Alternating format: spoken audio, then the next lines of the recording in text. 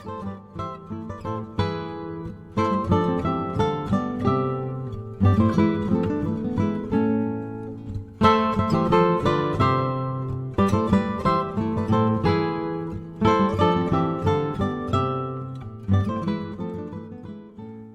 Tudor History and Travel Show is a podcast that brings Tudor history to life by exploring Tudor places and artefacts in the flesh.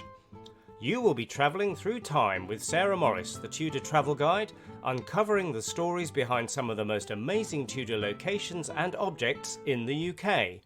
Because when you visit a Tudor building, it is only time and not space which separates you from the past. And now over to your host, Sarah Morris. Hello and welcome to this episode of the Tudor History and Travel Show. So it's lovely to have you here, and today, my friends, we are going to be exploring one of my favourite Tudor locations, which if you followed me on the Tudor Travel Guide, you know I have a particular soft spot for, and that is Sudeley Castle in Gloucestershire. Now, it really is a very popular destination on any Tudor time traveller's itinerary, and for very good reason.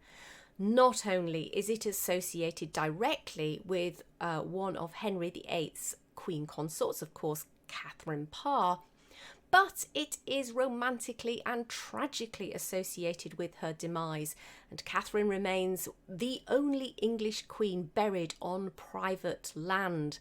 So it's a very special place to go from the point of view of being able to literally touch history. But not only that, Sudeley Castle is in the gloriously lush county of Gloucestershire, and it's beautiful honey-coloured stone and its very romantic ruins which the roses tumble over in summer. It's just glorious to behold, and it really does make for a very beautiful half day or day out. So I was delighted at the back end of last summer, when we had a window in our COVID restrictions, to escape to this beautiful place and meet up with Sudeley Castle's archivist, Derek Maddox, who was able to show us round the ruins, the gardens, the chapel and the museum, which houses some personal artefacts associated with Catherine, and help us to unpack the history of Sudeley and the time that Katherine Parr and Thomas Seymour spent there before Catherine's unfortunate death in 1548.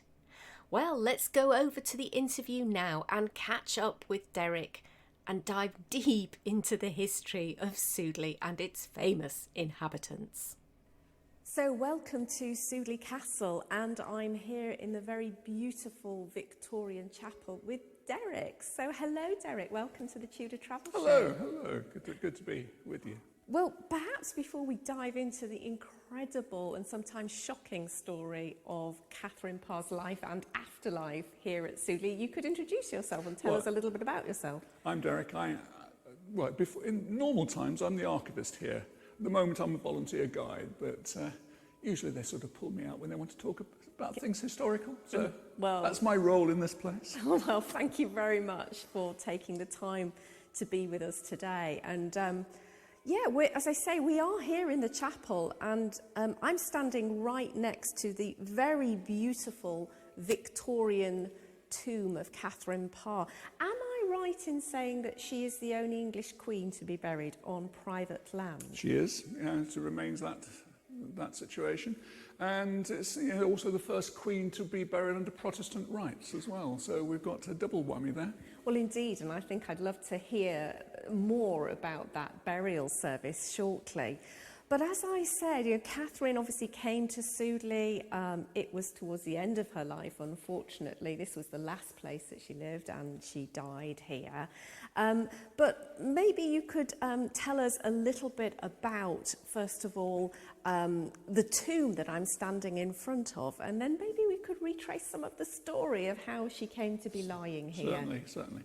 Well, the tomb is late Victorian, sort of 1860s Victorian. Sudeley itself had been destroyed in the Civil War. No roof, the whole building was slighted, even the church. And they were going to leave, when the Dent brothers bought the house in 1837, they decided to leave the church. And when their nephew and his wife took over, Emma Dent, they decided it's going to be the romantic ruin, and even got John Ruskin on their side. Whole building covered in ivy, wonderful sort of building, but they were persuaded eventually to rebuild. And then when they did go down the rebuilding route, they went the best possible lines, to quote Kenny Everett. They went for the best architects, Gilbert Scott. They went for the builders of the House of Parliament in terms of the woodwork. They went for the stonemasons. They went for the best possible workers, the best possible materials. And the Victorian Gothic tomb here, a lovely sort of block of alabaster, which they took 3 years to find from Ely Cathedral before they carved this wonderful tomb. Usually I'm not very keen on Victorian Gothic, but this I think is a wonderful restrained piece and beautiful. It's so elegant. I couldn't agree with you more. We have Catherine carved in repose with her hands in prayer and watched over by angels, and it's an incredibly beautiful and peaceful place. But maybe, therefore, you could tell us the story of how she actually came to be lying here.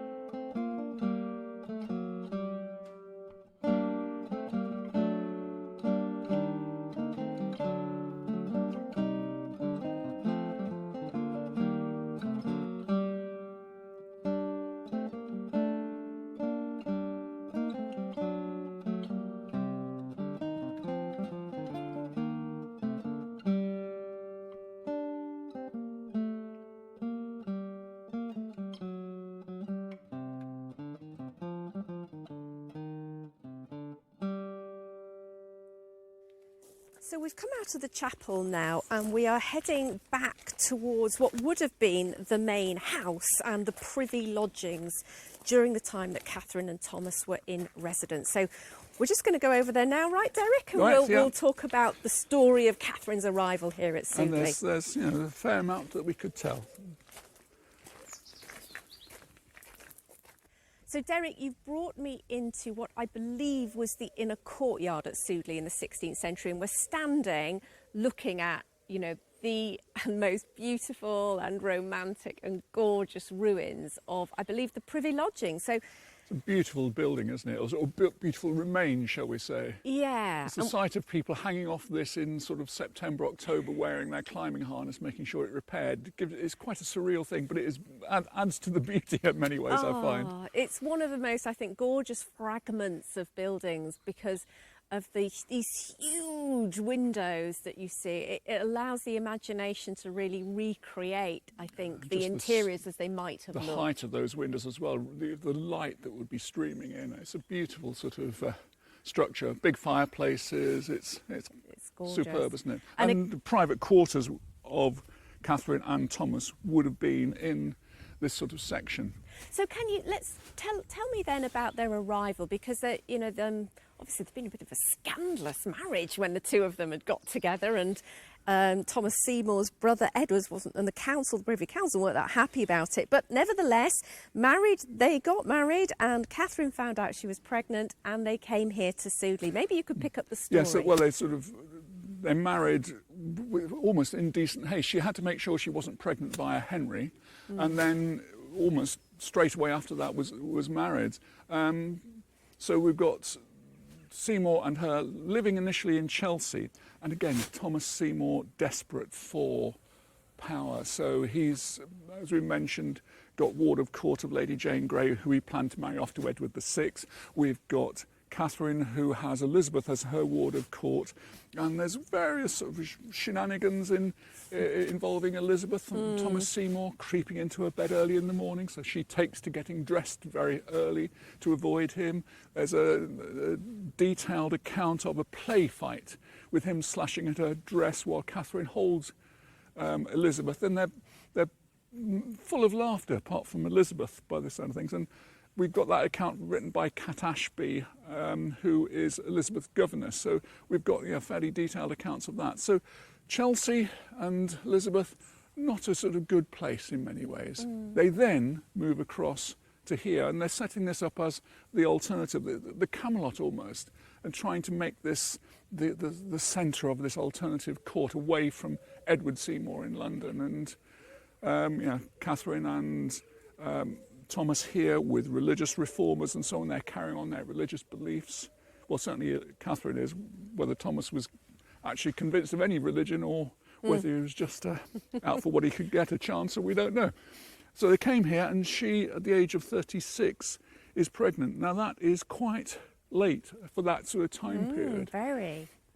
And but a beautiful place to come out and see out her pregnancy, because for those people who haven't been to Sudeley, it's in the heart of the Gloucestershire countryside, and we're kind of nestled in a little valley here, and it's peaceful and idyllic even today. So in the 16th century, absolutely. And far less risk of any diseases or anything like that, which of course they would be escaping from the sweating sicknesses and so on in London. So you're coming to here, and it is a beautiful place. Was it too detached for Thomas Seymour to keep his connection with power? Possibly, but... So as I say, we're standing in front of the Privy Range, what remains of it. So can you tell us, what we know maybe about, because these were the lodgings that Catherine and I guess Thomas would have stayed in, right, when they were here? Who was it built by? Difficult to know. It's possibly Richard III, because he was one of the owners of Sudeley in its illustrious past. As a side there, the only direct connection I've got of that is I've got a bill for 3,000 quid's worth of wine, so he must have had a good party here at some point. How much of this was altered by Thomas Seymour, we don't know. We certainly know he brought Sharrington in from Laycock, and window decoration in Laycock, window decoration here is very, very similar. So the building wasn't massively changed, but it was altered a little by Thomas Seymour. And she comes across, they don't spend a huge length of time in comparison to what you'd imagine here, but she has the last part of her pregnancy here and gives birth to little baby Mary at the end of August. And where do we think, because, maybe there's a little bit of speculation in this, but what remains of the buildings, I understand, is certainly you can see on the first floor what remains of the presence chamber. And from my reading from one of my favourite architectural historians, Anthony Emery, there was a tower block that mirrors the current standing tower block on the other side of the courtyard.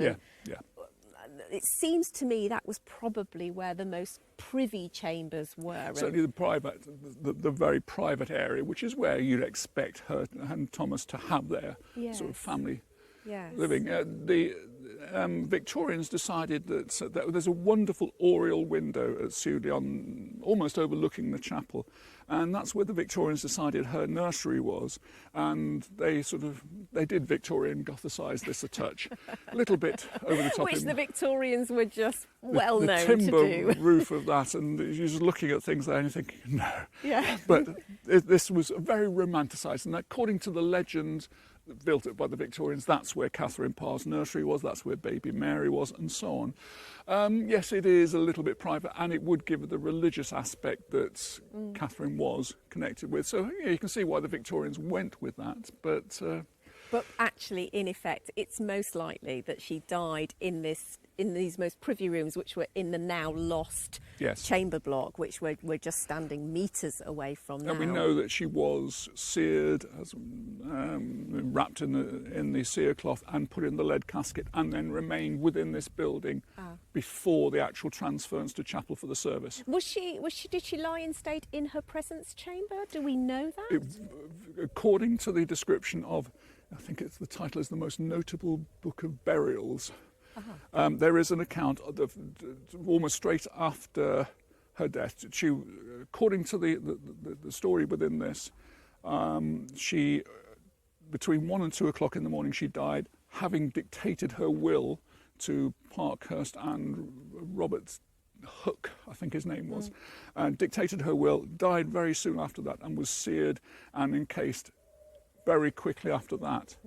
It would have been midsummer, so I suppose there's the fear aspect. That was pretty usual. Yeah, and then stayed, not laying in state, but laying in her lead casket while preparations were made. Yes, okay. And so, of course, after that, she would have been taken down and taken across the chapel. And maybe we should go over there now and pick up the story of what was, as you mentioned at the top of this recording, the first Protestant burial of an English queen.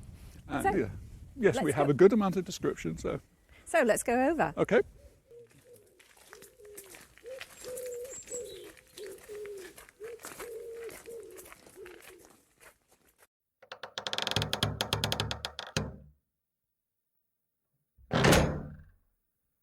So after Catherine's death, she was brought here to the chapel, and you mentioned that it was the first Protestant service in England. So maybe you can tell us, what do we know about that day? Well, to a degree, this had been set up almost like a Camelot by Thomas Seymour, the whole Sudeley, as a rival almost to Edward Seymour, his brother, and his control over Edward VI. So Protestantism was very important to Katherine Parr. And Miles Coverdale was to lead the service. John Parkhurst, local vicar, was also involved in the service. So it was very much a sort of the idea of a Protestant service to the last queen of Henry VIII. She died in the nursery area, about 50 metres away from here, and according to the description, was seared, wrapped in cerecloth, and then put into a lead casket, and then awaited for the arrangements of the funeral. We have a description from an unusual place. The College of Heralds have an account of the actual burial. It's anonymous, but possibly the way it's written would suggest it's either her clerk of the chamber. It's not completely.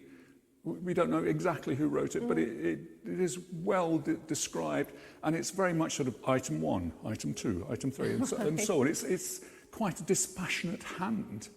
We know that the building was draped in black. There was rails brought in, as they term them, to put mourners on, to put the coffin on, and significantly for the Protestantism aspect, they had no altar cloth, they had no special sort of decorations or anything like that. They kept it relatively simple and sombre, as with the Protestant rites.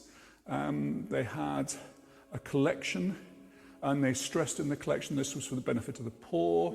They had no candles other than 2, or tapers as they called them, on the actual coffin. The only decoration was Henry's shield with Catherine's superimposed, and Thomas Seymour's shield with her details superimposed. So very sombre, very dark. There's a description of who was at the service.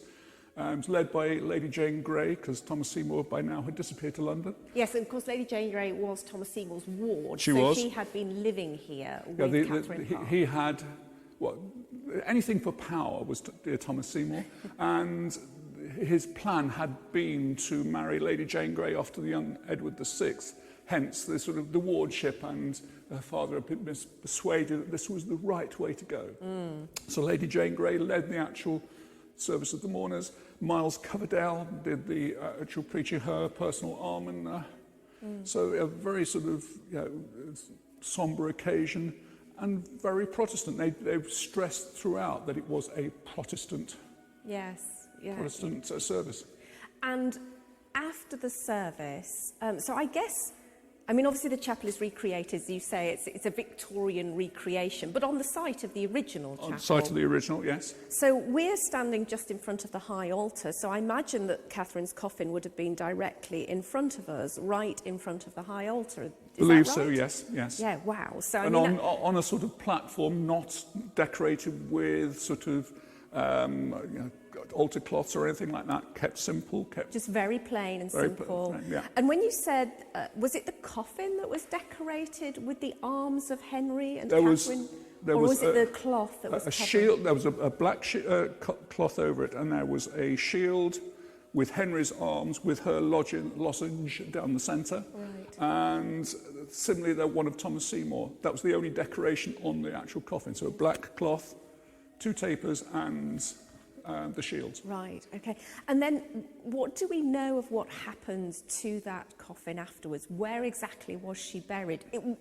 Indeed, was she originally buried where the tomb is today? The significance of places of significance are either to the right or to the left of the altar. And to the left of the altar was where Katherine Parr was chosen to be buried.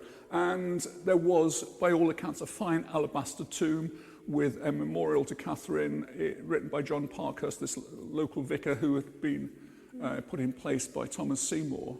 So we know she was there, she was wrapped in cerecloth, in a lead coffin, alabaster tomb over the top, and then a plaque saying, "Here lieth the Queen." Right, but words to that effect. But of course, there's no etching, there's no detailed description of what that actually We do looked have like. the central section of alabaster tomb that was discovered when it was re-excavated. So it's about a 3-foot block of alabaster, but it's not something we're going to pick up and show you because it is damned heavy. I can imagine it is.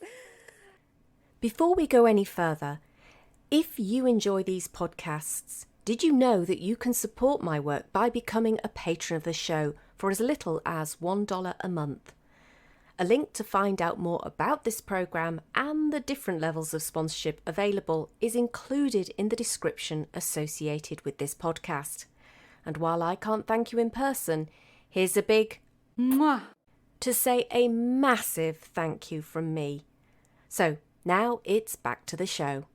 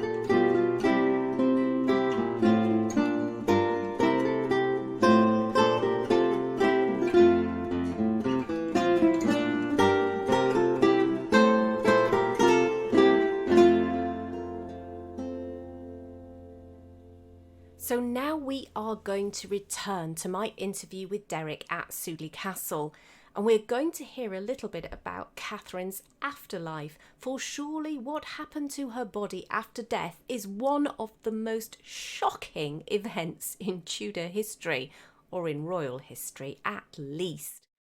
So I mentioned that, it was the afterlife of Catherine that I remember reading the account for the first time and being deeply, deeply shocked at what happened to her. So I'd love you to retell us the tale, because obviously Sudeley survived it for how long? And then it was a victim of the Civil War, is that right? It was a victim of the Civil War. Once Thomas Seymour and Katherine Parr had died, it was basically transferred back to the monarchs again. So Mary took over when she was enthroned, then it became Elizabeth's property. And it was looked after or given to the Lord Chandosses. John Bridges had been the governor of the Tower, and he had been rewarded by being given this, though it's kept technically as a royal possession. So the Bridges kept it in possession until the Civil War, and in the Civil War they chose to be on the royalist side, which is in a parliamentary county, might have been, looking back at it, a bit of a mistake. They had Indeed. 2 sieges which they lost, and then 1645 to 49 they had a parliamentary garrison here, and we've got in the archives lovely descriptions of the names of even the labourers, the carpenters who took the building apart. Oh, really? So we've actually got what actually happened to this. So from 1649, this place is uninhabitable. By the 1800s, we've got soil up above my height. I'm 2 meters tall. We've got a rabbit farm in here. We've got trees growing in it. We've got ivy covering it. There is effectively nothing here, and even the Queen has gone. They don't know where she is. Their soil is above. So it's been completely buried. Completely buried. Essentially. 2 ladies employed a digger in the 1780s to actually try and find the tomb. And as I said earlier, it's got to be one or 2 sites of privilege. So they started digging to the left and right of the altar and eventually found a metal plaque, which basically translated to "Here lieth the Queen." Luckily, somebody had the sense to make a tracing of it, because as soon as it was exposed to the air, it starts to deteriorate. Yes. And we have a modern replica up there now. Yes, it's right next to the tomb, isn't it? Shall we read it out? Would that be a lovely thing to do? Would you like to read it for us? So it says at the top, KP, "Here lieth the Queen Katherine, wife to King Henry VIII, and last the wife of Thomas, Lord of Sudeley, High Admiral of England, and uncle to King Edward VI. Died 5th of September 1548. Right, yeah, wow. So, yes, somebody had the presence of mind to do that. Because it would have disintegrated very, very quickly. And so they found the tomb, and then what did they do? Well, further down was this big chunk of alabaster that I mentioned. Then they found a lead casket. Didn't stop there. They prized open the lead casket and found the body wrapped in cerecloth, sort of 7 layers of this, not quite mummification, but it did keep the air out, it preserved the body. They then cut that open, as you would want to, I suppose, and they found the flesh still moist. They could see the hair colour, so the body was still intact. But of course, once you then cut into it, the air's getting in and it's going to start to disintegrate. And unfortunately, they didn't keep the words to themselves or to a very select number of people. They then started to... The word spread that Katherine Parr's body was there, and people were coming on souvenir hunts, so more hair was taken. Right. What colour was her hair? What did they describe blonde. it?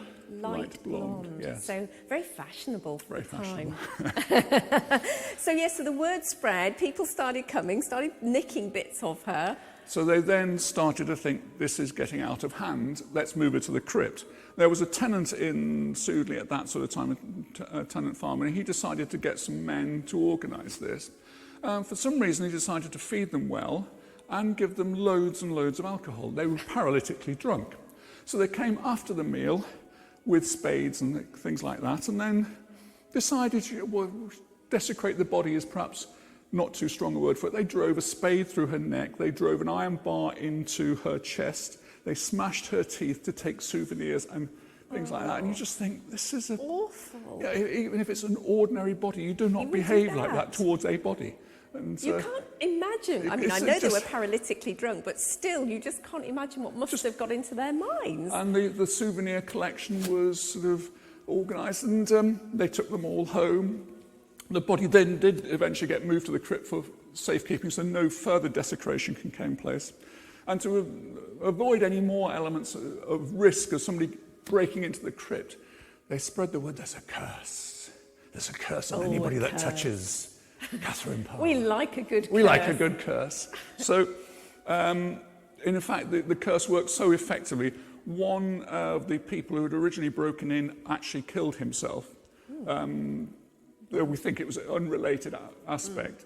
And the curse idea spread. And then by the time that sort of the grandchildren came round, they were so panic-stricken by what might affect them that they all started returning things to Sudeley. So Sudeley now has 5 pieces of her hair and 1 piece of her tooth. And so thanks to these grandchildren that gave it...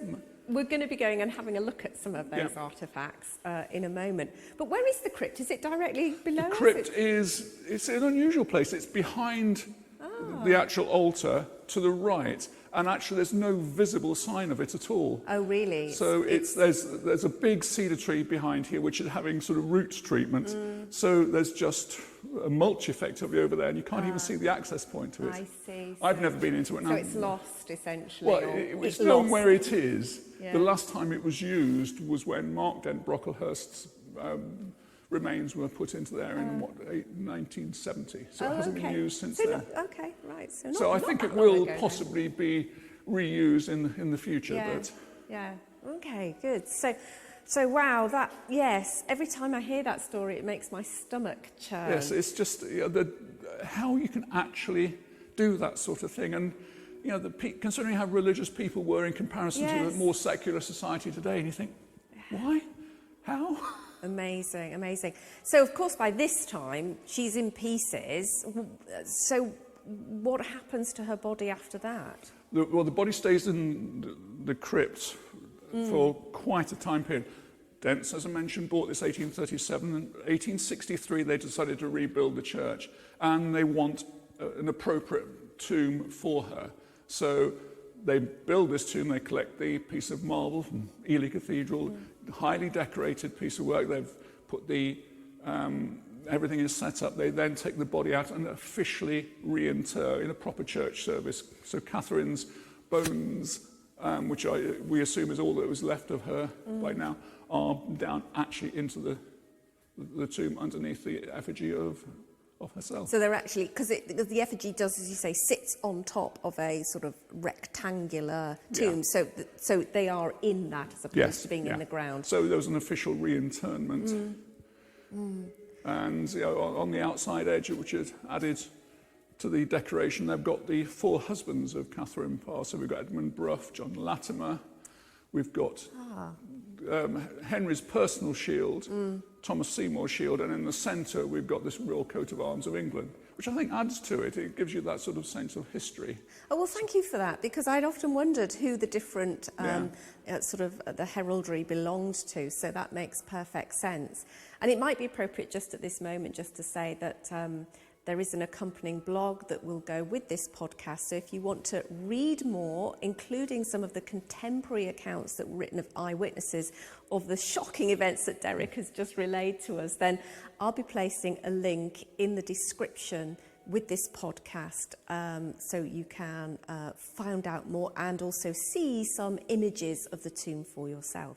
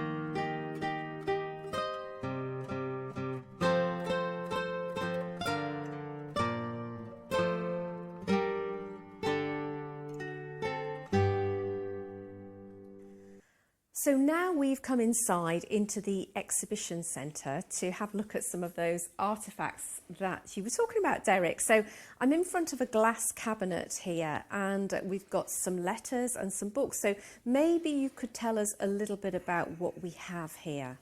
Well, the assumption of Katherine Parr is the last wife of Henry VIII, the nursemaid. Far more than that. She was a very accomplished woman, regent of the country.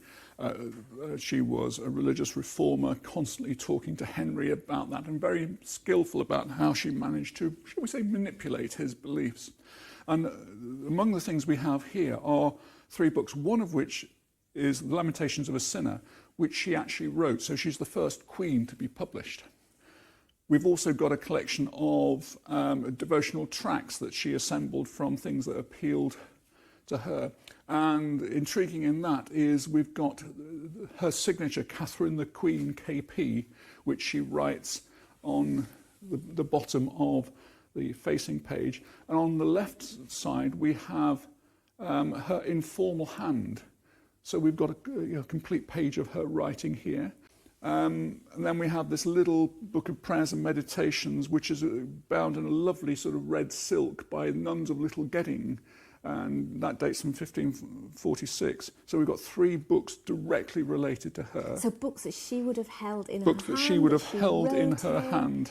I think these are some of the most, every time I come here to Sudeley, I always make a beeline for this cabinet and just stand and look at those books. They're amazing. We also have some letters written by Catherine to Thomas Seymour, so talking about her love, expressing comments about the knave in her belly and how the child is growing, and sending her love. She was devoted to this man. He was, shall we say, less devoted. He was seeing her as a means to an end, where she was totally besotted with him. This was the only thing that you could say against Katherine Parr. She loved this man, and he was not a pleasant man. No, and she says she signs off her letter by her that is yours to serve and obey during her life. And then you have this beautiful, flourishing signature of Catherine the Queen KP. I love the way she signs Catherine the Queen KP. KP, just to reinforce. Just to reinforce it. It's beautiful, isn't it? Yeah, KP, Catherine. So we don't want to get mixed up with Catherine of Aragon or Catherine Howard. This is Catherine. This is Catherine.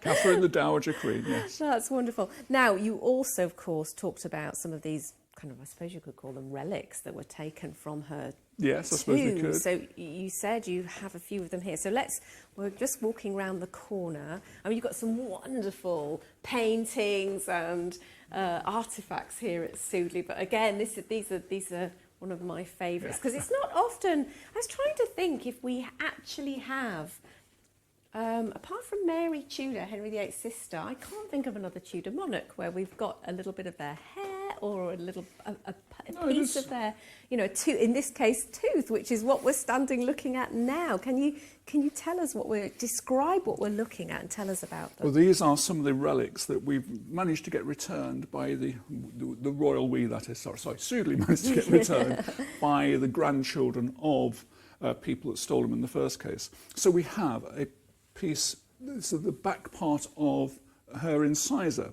And we do have a dentist as one of our volunteers, and he guarantees it is a human tooth. Mm-hmm. Great. We have 2 little pieces of hair, very highly woven, which was a Victorian sort of trait right alongside that. And then we've got a sort of very elaborate sort of brooch with quite a big piece of her hair, freeform in terms of the way that is displayed, whereas the other 2 are much more tightly sort of worked. Yes, that is very Victorian, isn't it? Very to take KP, hair and make the centre and so on. But the left-hand one is very much more sort of, there's a piece of her hair, and the ornateness is in the sort of filigree around the edge, sort of the crown at the top of it. And I've seen 3 bits of her hair, and they are all the same colour, that golden, really golden, as you were describing before. There is another piece over near the letters section, which also is the same sort of colour. So it does seem very much to be the sort of golden. Yes, and it hasn't been affected by light doesn't appear to have been. No. So how they managed for it not to fade out, I must admit, I don't know. But and then above it, in a frame, there is a tiny fragment of cloth. So what is that? Believed to be part of the sort of Katherine Parr's dress. shall we say, perhaps a little bit more Dubious? dubious. But it claims to be from the coffin, but the colours are so intense. For me, perhaps not quite as accurate as some of the other things. But, it could well be. They believe it to be dug out from the toe. So it's part of the cerecloth. Cerecloth. So that's the white taken from the coffin of May the 22nd, 1792. Yes, and there's a little sketch here of the actual, the body wrapped in the lead coffin with a flap's been folded back, and you can see the cerecloth and the arm, in fact, with the flesh that you described. There's a nice little legend that a piece, an ivory berry fell into that, and then the next time it was examined, there was a wreath around her head from the ivy. Another one of those beautiful tales that we love so much. We've got letters from the Firma to Walpole detailing the actual excavation in the first case and so on. So, and you're right behind you is the piece of alabaster that came from the tomb. Do you know what? I've seen that so many times and I completely missed it. So, it's, as you say, it's this large effectively, it's tongue. the chest of the effigy. Oh, I see. So this is, I'm running my hand just, well, not on it, but just over. So that's the chest. And you can see these kind of folds of fabric. Yes, folds of fabric and so on. And so that was the bit they first of all found the metal plaque, dug further down. This was the next section. By all accounts, this was everything else had been broken up, and this was the only bit that was left. It's only bit that was left. Sort of a pinky colour, isn't yes, it? Yes. Not pure white as the tomb is that due to over there. being in the ground for so long? Yeah. With sort of different chemical changes, perhaps, compared with its natural state. Yeah, interesting. Good. So there we go. So, well, thankfully you do have these wonderful artefacts here, which just get us a little bit closer to Catherine, particularly that bit of hair and perhaps a little bit slightly gory, but her tooth. Yes. But it does bring us closer to the Queen. So I guess before we finish here, the final thing to ask you, Derek, is if people want to visit Sudeley, how can they do so at the moment? Because, COVID is obviously making things a bit crazy.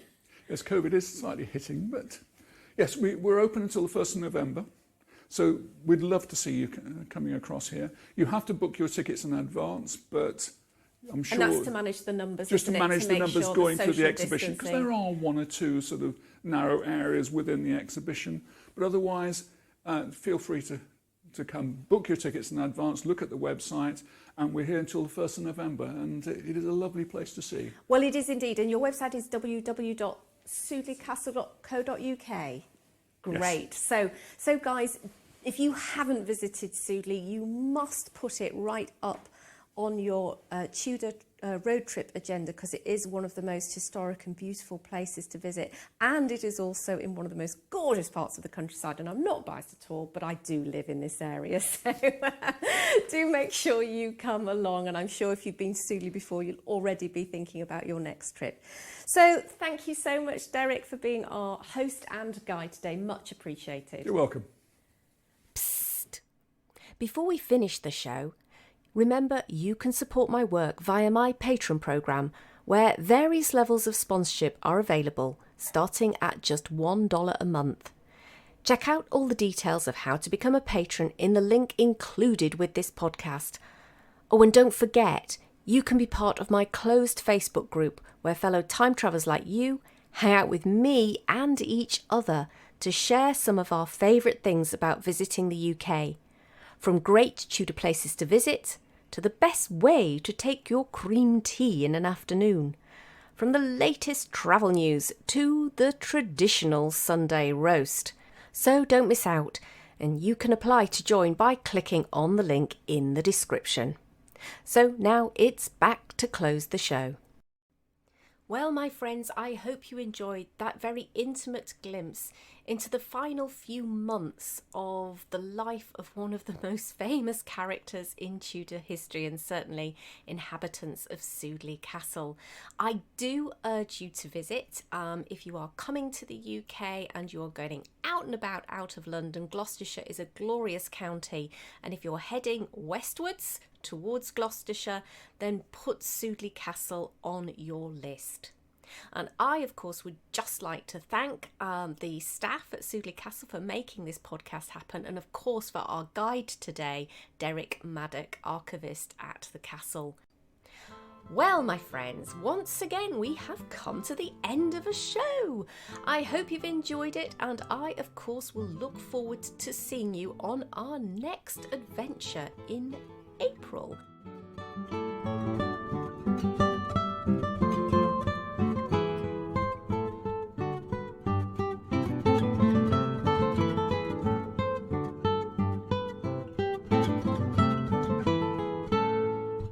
Thank you for tuning in to today's episode of the Tudor History and Travel Show. If you've loved the show, please take a moment to subscribe, like and rate this podcast so that we can spread the Tudor love. Until next time, my friends, all that remains for me to say is happy time travelling!